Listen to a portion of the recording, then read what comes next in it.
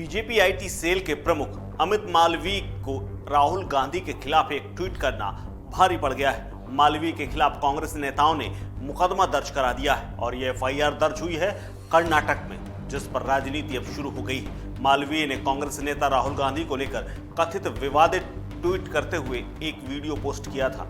अमित मालवीय पर एफआईआर राजधानी बेंगलुरु के कांग्रेस के पूर्व विधायक रमेश बाबू की शिकायत पर दर्ज हुई है।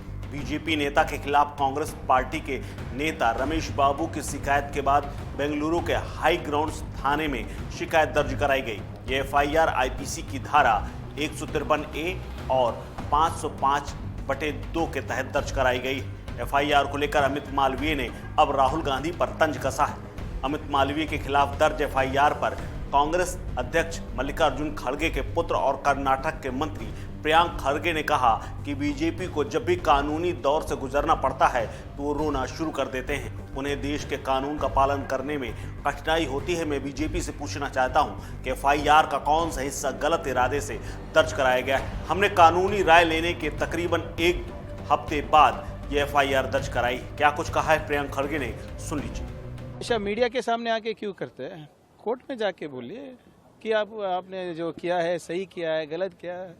हमको लगा उन्होंने गलत किया है तो हमने चार्जेस लगाए। अगर वो सही किए तो चार्जेस को मना करके। हिडन एजेंडा है इस गवर्नमेंट का, क्या हिडन टारगेट कर रहे हैं?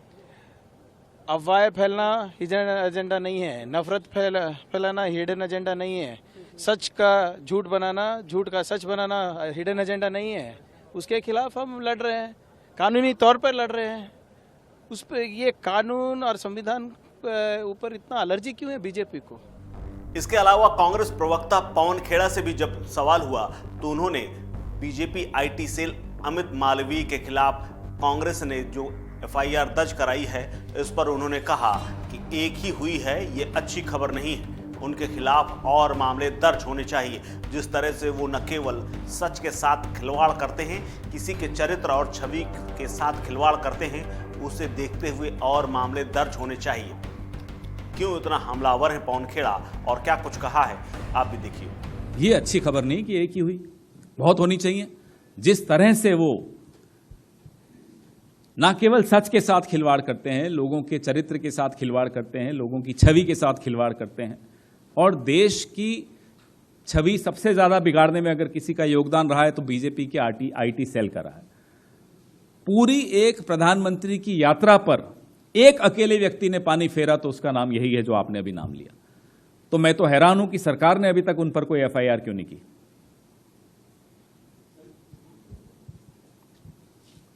If there is anyone responsible to play with truth, to play with facts, to play with people's images, to play with the country's reputation, it's the IT cell of the BJP.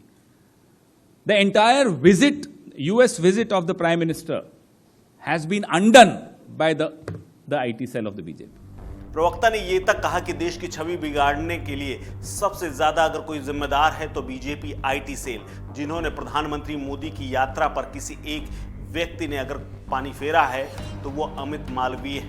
मैं तो हैरान हूं कि केंद्र सरकार ने उनके खिलाफ अभी तक एफआईआर क्यों नहीं दर्ज कराई है। एफआईआर पर बीजेपी नेता भी बेहद नाराज है। वहीं अमित मालवीय ने यह कहा है कि आईपीसी 153A, जिसमें समूह के बीच दुश्मनी को बढ़ावा देने के बारे में और 505/2 वर्गों के बीच शत्रुता को बढ़ावा देने के बारे में, तो क्या राहुल गांधी क्या है, एक व्यक्ति या एक समूह या एक वर्ग?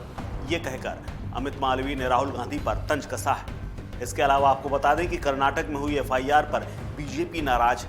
बीजेपी के राष्ट्रीय युवा मोर्चा के अध्यक्ष और सांसद तेजस्वी सूर्या ने सरकार पर तंज कसा है। सूर्या ने कहा है कि ये मुकदमा राजनीति से प्रेरित है। वहीं बीजेपी के नेता सीटी रवि ने भी इस एफआईआर पर सवाल खड़े किए हैं। प्रेजुडिस की वजह से एफआईआर किया है।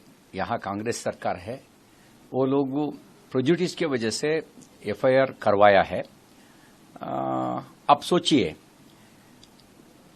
राहुल गांधी गए थे ना अमेरिका, उस समय ऑर्गेनाइजर कौन था? भारत का दोस्ती है क्या जॉर्ज सोरोस? जॉर्ज सोरोस हमेशा भारत के खिलाफ हमेशा मदद करता है।